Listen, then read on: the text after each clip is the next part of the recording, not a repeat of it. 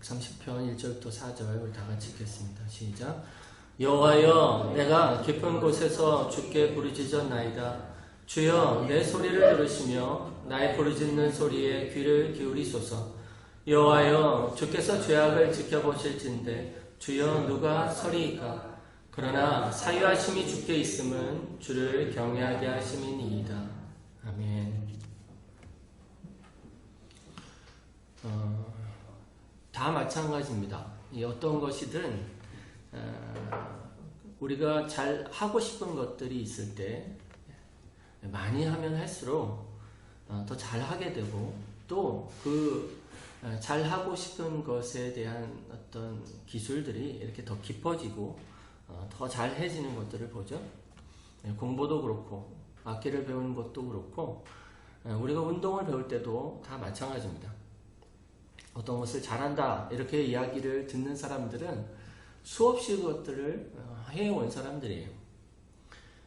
우리 회개도 별반 다르지 않습니다. 우리가 회개할 때 회개를 하면 할수록 더 회개가 깊어지고, 죄로부터 잘 돌이키는 사람이 회개를 더 잘하게 됩니다.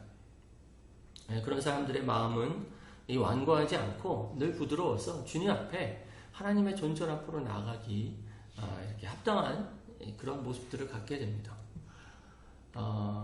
시편에 보면 시온에 대로가 있는 자는 복이 있다 이렇게 얘기한 말씀이 있어요. 시온은 하나님의 임재가 거하는 산이에요.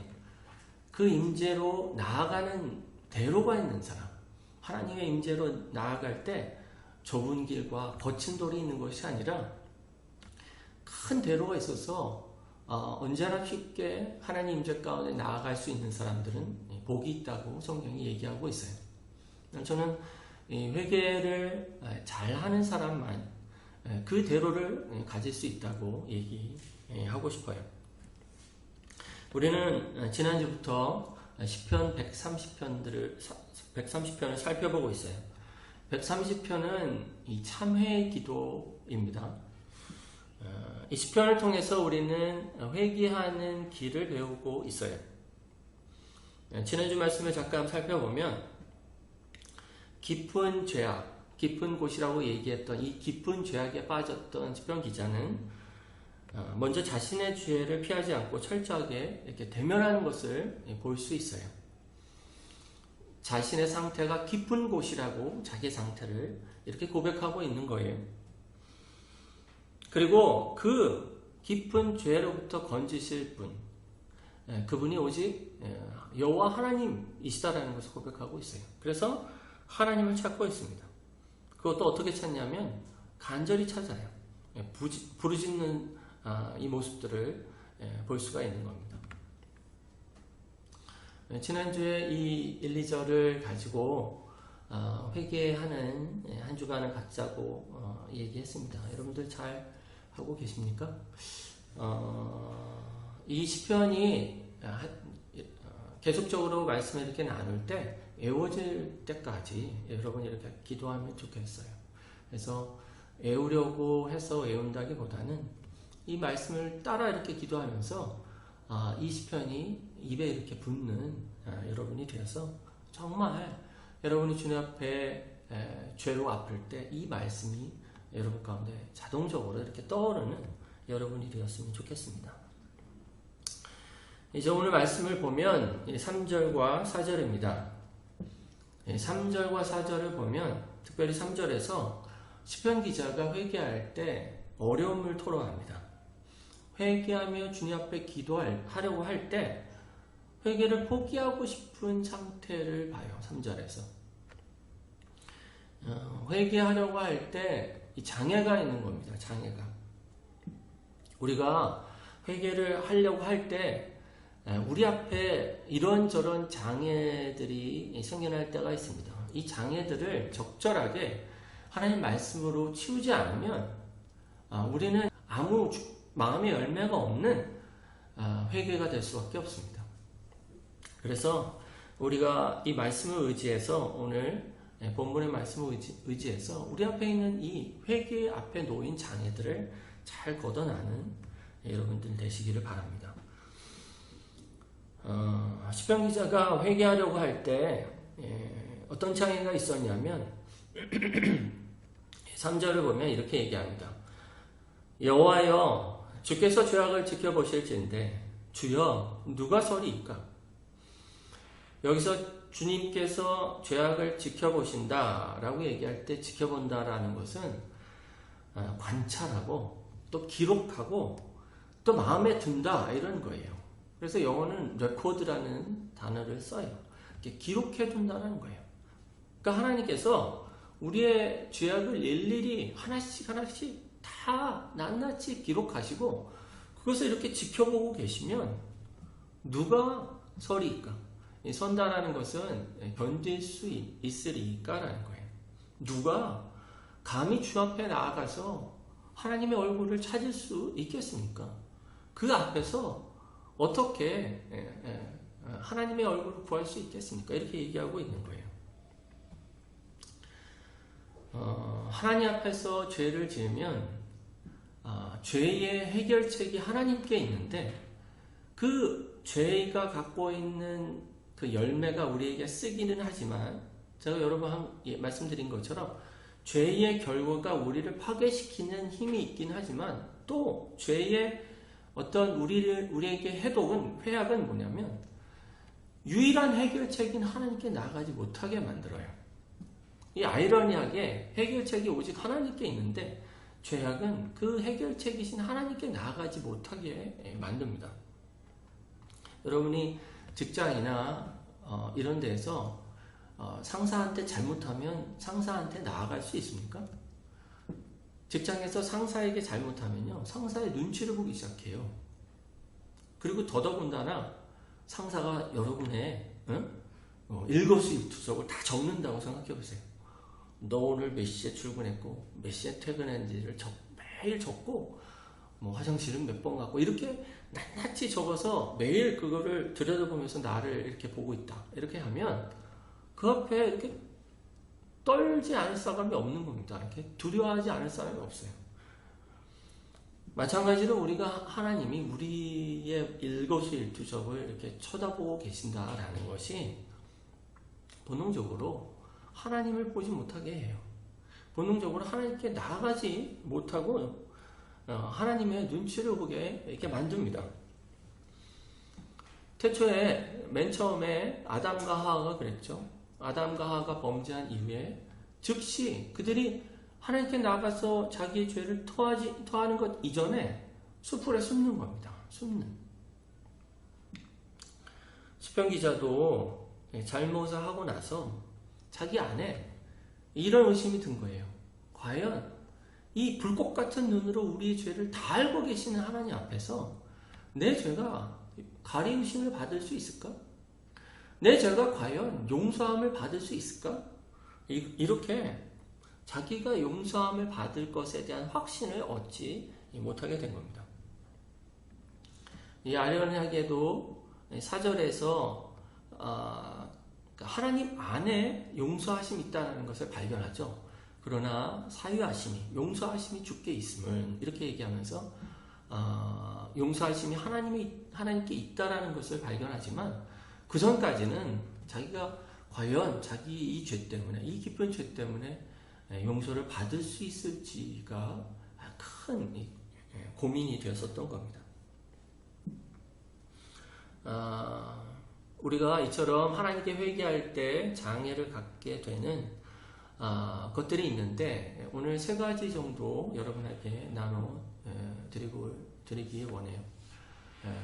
이제 여기서 말하는 것처럼 이 하나님 자체가 장애가 되기도 하고 또 주님의 말씀이 우리 가운데 장애가 되기도 하고 또 우리 양심이 장애가 되기도 합니다. 이 3가지를 중심으로 여러분에게 우리가 용서를 구할 때 장애가 되는 것들을 나눠보고자 합니다.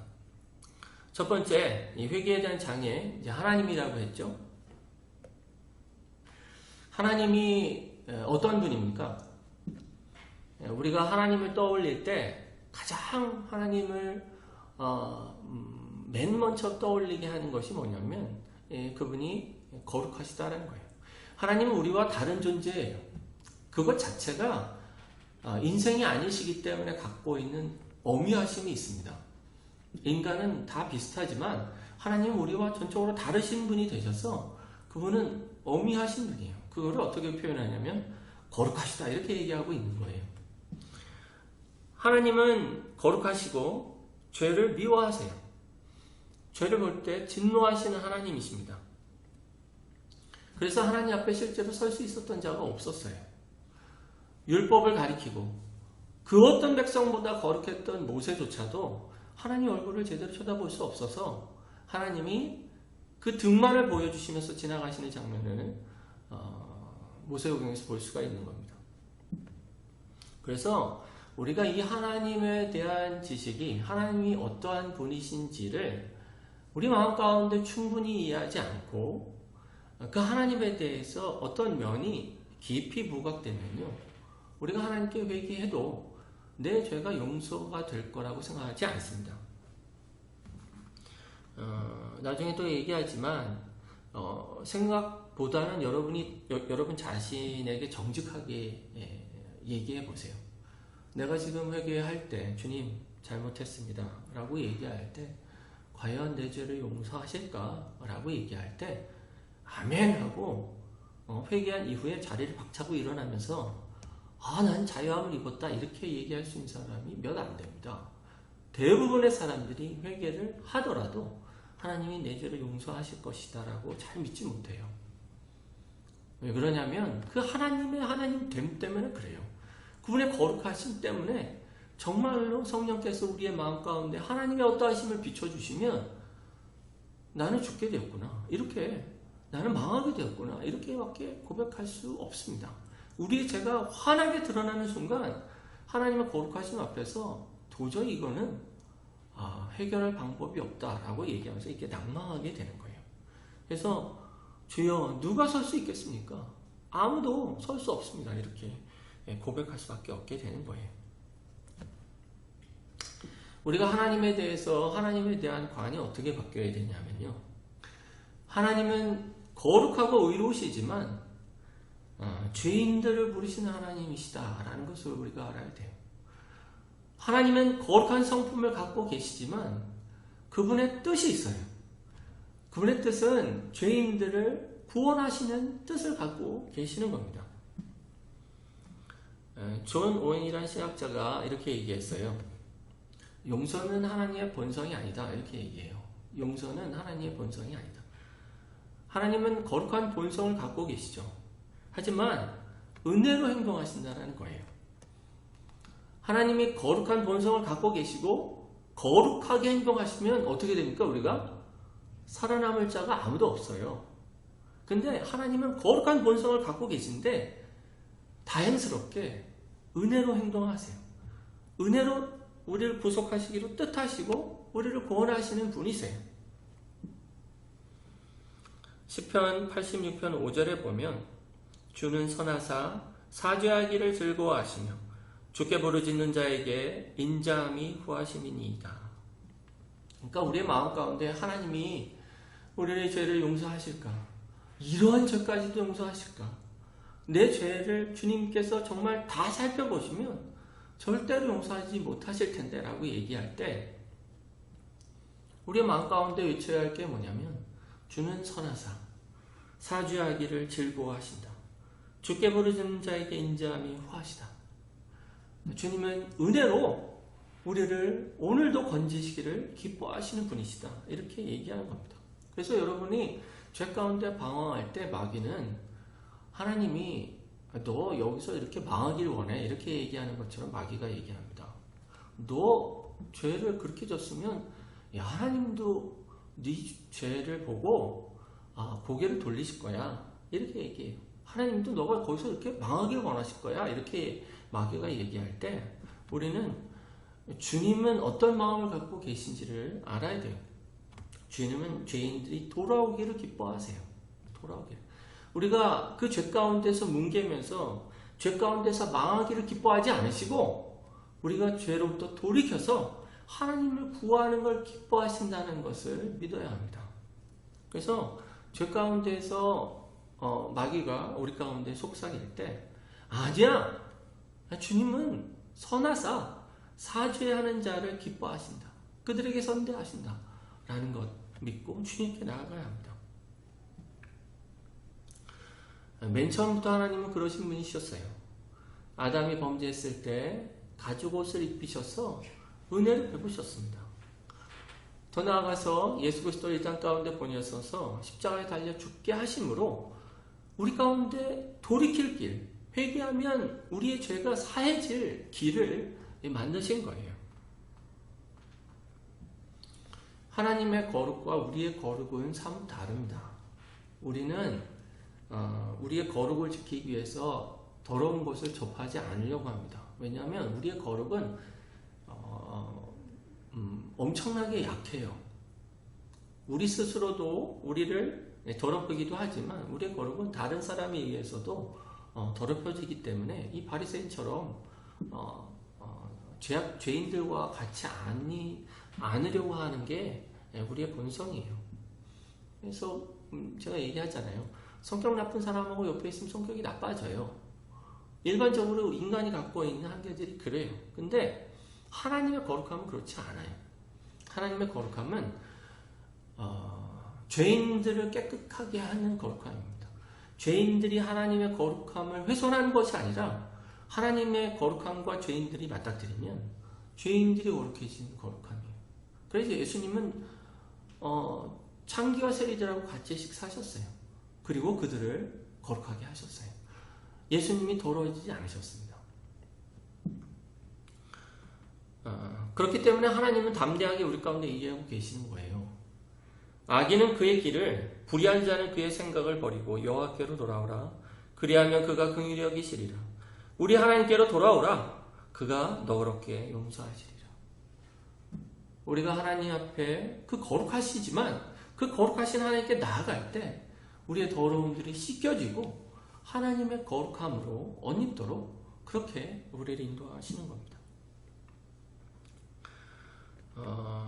우리가 죄 가운데서 절대적으로 기억해야 할 것은 주님께서 용서를 준비하고 계시다는 것을 기억해야 합니다. 그리스도가 증거입니다. 그리스도를 우리 가운데 마련하셔서 그리스도를 믿는 자에게 깨끗함을 얻게 하셨어요. 그래서 우리가 어떠한 죄 가운데 있다 할지라도 주님께 나아가 우리의 죄를 용서함을 받는 우리가 되어야겠습니다. 두 번째로 우리가 용서 받으려 할 때, 주님께 회개하며 나아가려 할 때 우리 앞을 가로막는 건 우리가 과연 용서를 받을 수 있을까 의심하게 하는 것. 두 번째가 하나님의 율법입니다. 율법은 믿음에 속한 게 아닙니다. 그래서 율법은 우리를 정죄하는 수단이라고 성경에서 얘기하고 있어요. 율법은 하나님의 법이에요. 어미하신 하나님의 명령이어서 물론 악한 것은 아니지만 연약한 우리는 그 어미하신 율법을 지킬 수 없기 때문에 늘 율법 앞에서 우리는 저주를 받는 상태가 될 수밖에 없어요. 율법이 전해졌던 배경을 보면 율법은 맨 처음 시내산에서 이스라엘 백성들 가운데 전해질 때 시내산 위에는 빽빽한 구름이 있었고 천둥과 번개가 치고 있었어요. 그래서 하나님의 백성들이 이렇게 나아가지 못했어요. 그래서 모세를 등 떠밀면서 모세 네가 좀 나가라. 우리들은 무서워 못 나가겠다. 이렇게 얘기하고 있었어요. 그래서 그들은 율법이다 이렇게 얘기하면 그 장면을 떠올릴 수밖에 없었어요. 천둥이 치고 번개가 치고 그리고 빽빽한 구름이 있는 이 장면을 늘 율법과 함께 떠올렸어요. 우리도 마찬가지예요. 우리도 이 율법 앞에서 하나님의 어미하심을 느낍니다. 율법은 여전히 우리 가운데 천둥 소리를 치고 있어요. 내고 있어요. 율법을 통해서 우리의 마음이 어두워집니다. 우리의 마음 가운데 우리 죄악들이 낱낱이 보이기 때문에 우리의 마음에 먹구름이 끼는 것처럼 어두워져요. 두려운 마음이 든다라는 거예요. 여러분들이 구약을 읽으면서 이런 생각을 드신 적이 없는지 모르겠습니다. 제가 젊었을 때인데도 대학교였던 것 같아요. 대학교 때인데도 성경을 읽으면서 내가 왜 지금 이걸 알았던 거 이러면서 마음이 후회가 엄청 됐었어요. 너무 하나님 말씀이 두려운 거예요. 내가 하나님 말씀을 알지 못하고 행했던 일들이 하나님의 저주스러운 결과를 빚을 수밖에 없다는 것을 말씀을 통해서 이렇게 발견한 거예요. 나는 잘하려고 했던 것조차도 하나님 앞에서 이것이 얼마나 무서운 일인지, 무서운 시도였는지 이렇게 말씀을 읽으면서 여러 번 느꼈습니다. 맹세 이런 거 하면은 이제 어렸을 때 잘 알지 못하고 맹세했다가 이거 되돌릴 수 없네 이러면서 했던 거, 성적인 죄, 거짓말한 죄, 방탕한 죄, 이런 모든 것들에 대한 하나님의 진노가 작지 않다는 것을 성경에서 보면서 그냥 알고 지었던, 또 모르고 지었던 이 죄들이 얼마나 무서운 것인지를 이렇게 보게 되는 겁니다. 저 여러분은 이 천둥과 같은 율법 앞에서 두려워하지 않을 수가 없어요. 우리가 만약 용서를 하나님께 구한다고 하더라도 과연 용서해 주실까? 이 마음이 들 수밖에 없어요. 율법은 우리 가운데 그렇게 하나님의 용서를 받아들이게 하는데 장애가 될 때가 있습니다. 우리가 어떻게 해야 합니까? 우리는 예수 그리스도가 있어요. 저와 여러분에게 예수 그리스도가 있습니다. 아멘. 저와 여러분에게 예수 그리스도가 계신데 그 예수 그리스도가 어떤 분이시냐면 모든 율법을 다 순종하신 분이세요. 예수님은 공생애 동안 모든 하나님의 율법을 다 순종하셨어요. 하나도 남김없이 하나님의 명령에 순종하셨습니다. 그래서 우리가 예수님을 믿을 때 우리의 죄를 용서함 받는 것뿐만 아니라 우리의 모든 행위가 예수님의 행위처럼 하나님이 인정해 주시는 것도 포함되어 있어요. 그래서 우리는 율법 앞에서 이제 더 이상 이렇게 두려워하지 않게 되는 겁니다. 예수님이 공생애 동안 행하신 모든 순종이 다 예수를 믿을 때 우리의 것이 돼요. 우리가 예수 안에 거하고 예수가 우리 안에 거할 때 마치 우리도 모든 율법에 순종한 사람으로 하나님께서 우리를 보신다는 겁니다.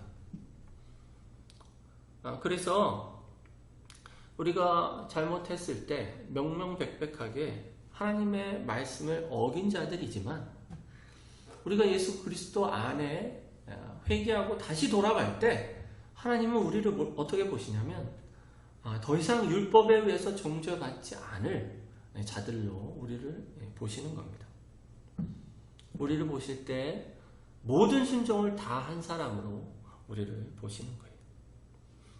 그래서 여러분이 하나님의 율법 안에서 우리의 회개가 과연 될까? 이렇게 의심이 들 때 이 율법을 다 이루신 예수님을 보시고 주님을 찬송하시길 바라요.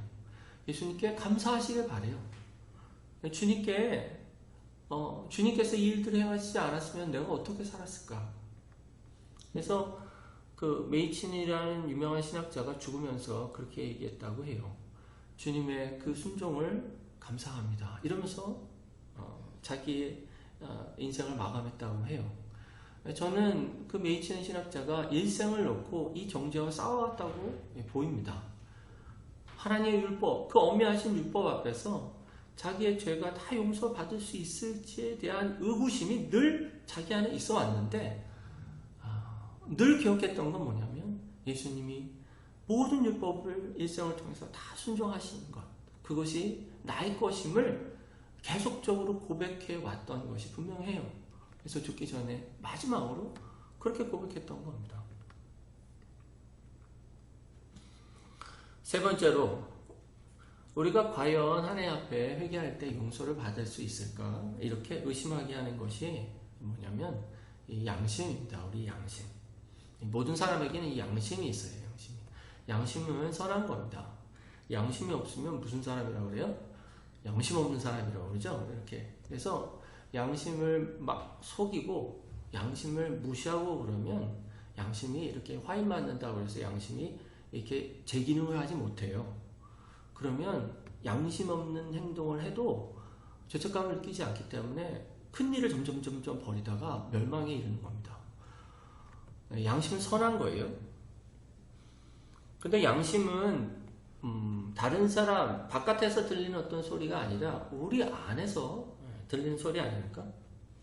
이 양심을 통해서 우리는 우리 내면 세계와 질서를 잡게 돼요. 그래서 양심을 따라 사는 사람들이 이 안전한 심령, 평온한 심령을 갖게 되죠. 근데 양심에는 몇 가지 특징이 있는데 그게 뭐냐면 양심의 첫 번째 특징은 뭐냐면 절대로 양심은 타협하지 않아요. 양심은 타협하지 않습니다. 양심에는 어떤 기준과 원칙이 있었어요. 그 기준과 원칙을 따라 우리가 그 원칙을 어긋날 때 그 기준을 벗어날 때 양심은 벌떡 일어나서 우리를 공격합니다. 예외가 없어요. 사실 양심은. 양심이 우리의 심령을 공격할 때 견딜 수 있는 사람이 없습니다. 이거 뭐 바깥에서 들리는 거면 내가 귀라도 막죠.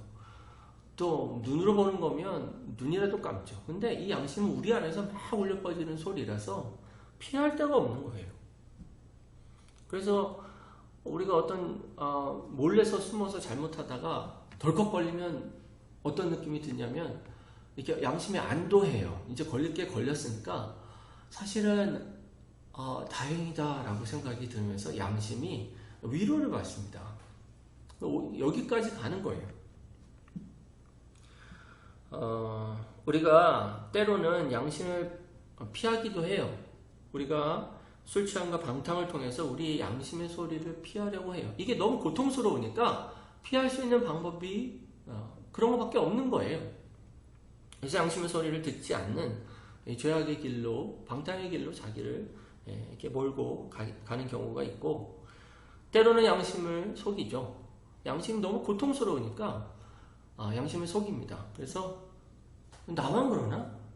다 그러는 거 아니야? 그리고 안 그런 사람도 끌어들여요. 그래서 너도 좀 해 이렇게 얘기하면서 모든 사람이 다 그렇게 죄를 범할 수밖에 없는 존재라고 이렇게 얘기하면서 자기 양심을 이렇게 속여요. 요즘에는 뭘 잘못하면 다 무슨 탓이라고 얘기하냐면 뇌 탓이라고 얘기해요. 뇌가 이렇게 잘못돼가지고 내가 이런 행동을 하는 거야. 뇌가 잘못했어요. 그래서 그 사람은 뇌와 자기의 자아하고 이렇게 분리된 존재라고 자꾸 얘기를 해요. 근데 뇌가 누구 겁니까? 그 사람 거예요. 그러니까 뇌의 잘못은 그 사람의 잘못이에요. 그래서 피할 수가 없습니다. 피할 수가 없어요. 자기의 잘못을 피하려고 변명하지만 피할 수가 없어요. 양심의 두 번째 특성은 뭐냐면 양심은 사실 어떤 일을 집행하는 집행기관입니다. 그러니까 법을 만드는 기관은 아니에요. 원칙을 만드는 기관은 아닙니다. 이른바 양심은 입법기관이 아니라 이렇게 사법기관, 이렇게 법을 집행하는 집행기관이에요. 양심은 이미 만들어진 원칙을 집행하는 그런 기관이에요. 그래서 자기의 양심은 잘못될 수도 있고 잘 될 수도 있어요. 양심은 문화에 따라 다르고 나라에 따라 다릅니다. 이 나라에서는 아무 문제가 안 돼요. 양심상 어떤 일이 뭐 여러 명하고 결혼해도 문제가 안 되는 나라가 있는가 하면 어떤 나라에서는 우리나라 같은 경우 한 사람 외에 결혼하면 문제가 되는, 자기 양심상에서도 문제가 되는 이런 나라죠. 그래서 양심은 입력된 대로 움직이는 거지 그 자체를 기준을 만드는 기관은 아니에요. 그래서 만약 양심이 바른 원칙에 의해서 이 조정이 되지 않으면 이 양심이 오작동을 합니다. 이상하게 작동을 해요. 그래서 우리 안에서 하나님께 용서를 구하는데 용서할 때 네가 이러면서 이렇게 벌떡 일어나가지고 우리한테 타협하지 않고 이렇게 송사를 하게 돼 있어요. 그래서 잘못된 기준을 갖고 있는 양심은 하나님께 용서를 구하는 마음과 이 대척점을 가져요. 대치되게 돼요. 그래서 우리의 양심이 어떻게 조정이 돼야 되냐, 고쳐져야 되냐면 복음의 진리를 따라서 고쳐져야 돼요. 양심이 우리를 괴롭게 합니다. 그럴 때 복음의 진리에 의해서 이렇게 조정된 양심은 우리가 주님께 나아가 회개할 때 그 회개를 돕고 또 옹호하고 또 가만히 서서 회개를 듣도록 하도록 우리를 이렇게 함께 합니다. 양심은 오직 복음을 통해서 새로워져야 돼요. 복음이 우리의 양심의 기준이 되어야 합니다. 여러분이 이 전환 과정이 있을 수 있어요. 예수를 늦게 믿었거나 아니면 예수를 믿었다고 하더라도 복음을 잘 알지 못하면 양심이 오작동을 할 때 늘 그것에 길들여지면 그 양심에 따라서 우리가 고통을 당하잖아요. 이것이 익숙해져서 잘 안 바뀝니다.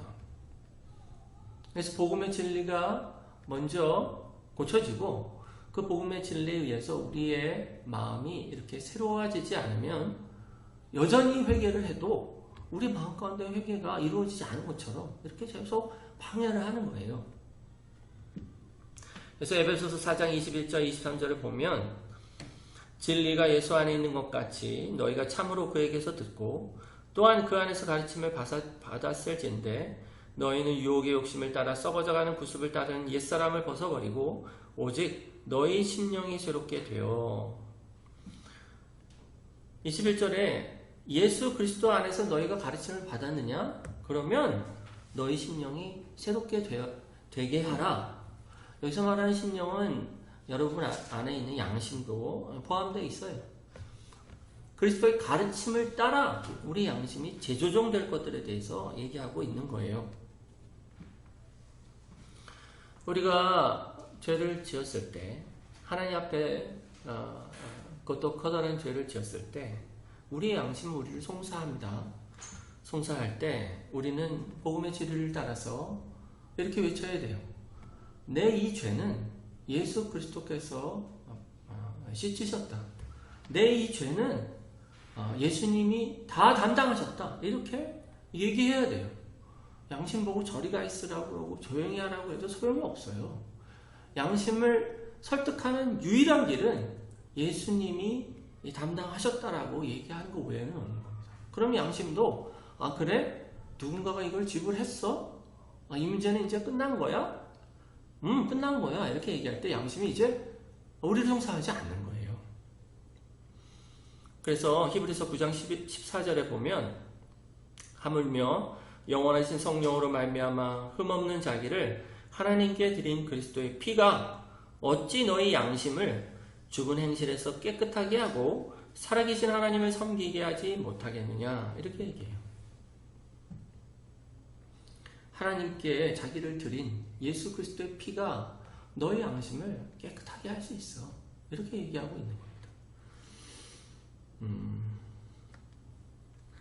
우리는 이러한 장애들 세 가지 나눴죠.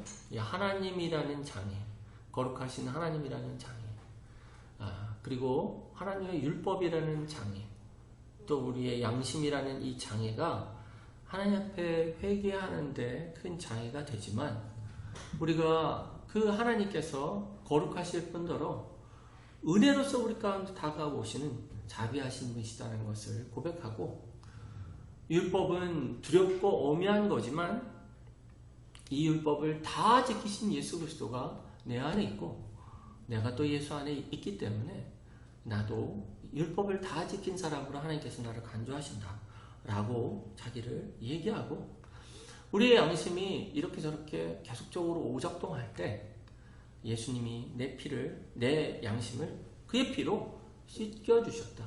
그래서 모든 더러운 것들을 씻겨주셨다.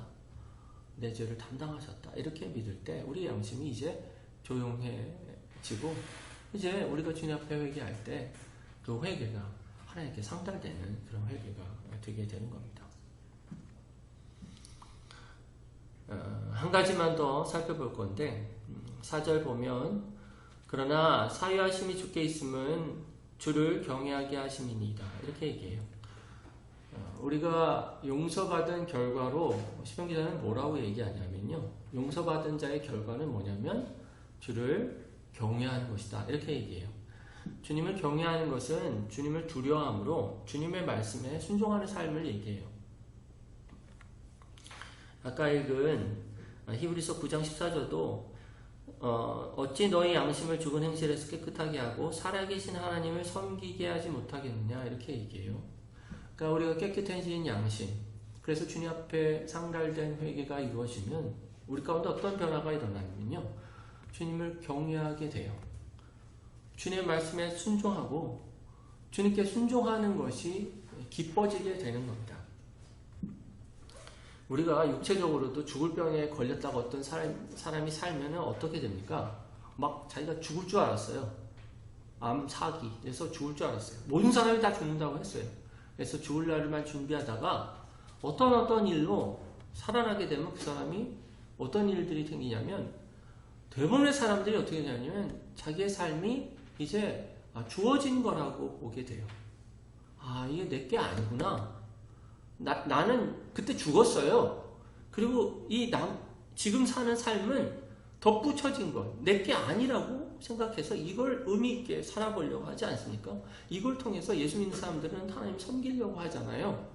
그런 것처럼 정말로 자기가 죽일 죄인이라고 믿었고 정말로 예수님이 나를 용서해 주셨다고, 예수님의 피로 하나님이 나를 용서해 주셨다고 믿으면 그 다음에는 달라지게 돼 있어요. 하나님을 경외하게 돼 있는 거예요. 자기의 삶을 들여서 주님께 영광을 돌리려고 하는 겁니다. 누가복음 7장 47절에 보면 이러므로 내가 네게 말하노니 그의 많은 죄가 사하여졌도다. 이는 그의 사랑함이 많음이라.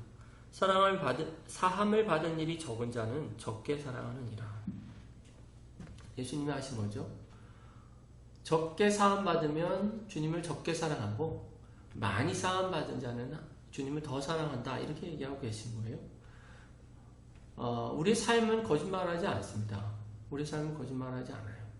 우리가 주님을 얼마만큼 사랑하면서 살아가고 있는지는 우리의 죄를 얼마만큼 깊이 이해하고 또 복음을 얼마만큼 깊이 받아들였냐에 따라서 결정지어져요. 우리의 죄가 정말 죽을 죄인이었고 나는 거기서 진짜 망하게 됐다.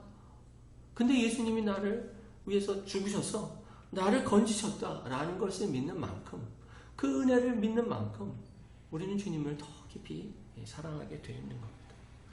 그래서 진정한 회개를 하시잖아요. 그러면 주님이 사랑스러워질 수밖에 없어요.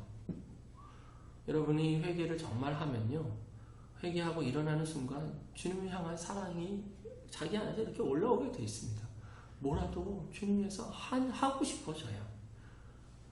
너무 감사해서, 이 죄에도 불구하고 나를 건지신 게 너무 감사해서 뭔가라도 하고 싶어져요. 그래서 그런 마음이 잘 안 들잖아요. 그러면 다시 회개하셔야 돼요. 이 회개가 뭔가 잘못된 거예요. 대부분 잘못한 거는 지난주에 얘기한 것처럼 자기 죄를 슬퍼하는 겁니다. 이 죽일 죄인, 나는 정말 그냥 거기 나가서 죽어야 돼요. 이렇게 얘기하면요, 눈물이 납니다. 이렇게 눈물이 나고 자기가 얼마나 불쌍한지 생각하면 눈물이 나요. 근데 그거를 회개라고 착각을 하는 거예요. 이렇게 눈물이 났으니까 이렇게 씻어주셨겠지 하면서 이렇게 생각을 해요. 근데 그건 회개가 아닙니다. 이건 자기 연민이라고 얘기해요. 자기를 불쌍히 여긴 것 뿐이에요. 자기를 불쌍히 여기면요, 눈물이 나요. 술 먹고 이렇게 길 가면서 막 노래를 해도 마음이 후련해지는 것처럼 그렇게 눈물을 흘리면 마음이 후련해지는 거예요. 그리고 죄가 씻어졌다고 믿어요. 참 은혜는 믿음에서 옵니다. 믿음에서. 믿음이 없이는 하나님 기쁘시게 못해요. 그래서 주님이 나를 용서해 주셨다는 것을 믿어질 때까지 기도해야 돼요. 회개를. 근데 이 장애들이 있는 거예요. 장애들이. 하나님이란 장애, 율법이란 장애, 이 장애들을 헤쳐가야 합니다. 우리가 말씀을 통해서 헤쳐가야 돼요. 그래서 정말로 나를 용서하셨다는 것을 믿을 때까지 우리는 우리의 믿음이, 용서라는 믿음이 회복될 때까지 회개해야 돼요. 그리고 그 믿음이 회복되잖아요. 그러면 지금 얘기한 것처럼 주님이 사랑스러워져요. 이 믿음이 우리 안에서 기쁨과 활력을 줘서 주님 뜻대로 한번 살아보겠다라는 이 용기를 갖게 합니다. 그때까지는 회개해야 돼요. 그때까지. 말씀을 맺겠습니다. 많은 사람들이 회개를 하지만 자기의 죄가 씻길 것을 믿지 않고 그냥 막연하게 기도해요. 지금 잘못했어요. 이렇게 하고 회개했으니까 됐겠지. 이렇게 하고 끝내요. 회개하고 용서를 구하지만 자기의 죄는 씻길 수 없다고 생각하기 때문에 진지하게 회개하지 않는 겁니다. 올바른 믿음 위에서 우리가 회개해야 합니다. 거룩하시지만 우리의 죄를 긍휼히 여기시는 하나님에 대한 믿음, 하나님의 율법을 모두 순종하셔서 하나님의 인정을 받으신 예수님께서 내 안에 계신다는 믿음, 오직 복음의 진리로 곧 예수님의 피로 씻겨 새로워진 양심, 이 믿음이 우리 안에 있어야 합니다. 그래서 여러분이 진실되게 하나님 앞에 회개할 때 여러분을 장애하는 것들이 여러분 안에서 막 이렇게 외쳐질 때, 양심이 우리를 송사하고 율법이 송사하고 두려운 하나님이 우리 앞에서 보일 때 우리는 이 진리를 계속적으로 고백하면서 우리의 믿음이 회복되고 정말로 주님 앞에 기도하면서 나아가는 우리가 되어야겠습니다. 그래서 여러분이 무엇보다도 거룩한 삶을 살려면 정말로 무엇보다도 이 회개를 잘 하셔야 됩니다. 회개를 잘 하셔야 돼요. 그래서 회개를 잘하는 저와 여러분 되기를 주의 이름으로 축원합니다. 자, 기도하겠습니다.